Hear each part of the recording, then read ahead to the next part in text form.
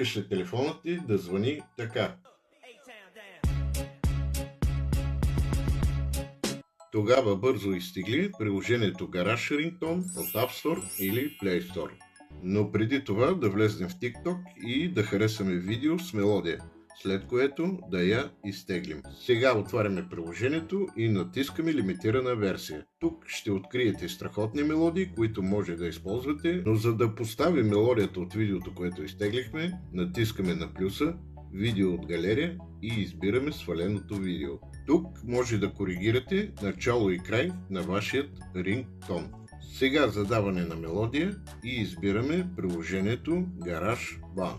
Тук задържаме върху готовия файл, споделяне, рингтон, експорт, OK, използвай като стандартна мелодия и всичко е готово.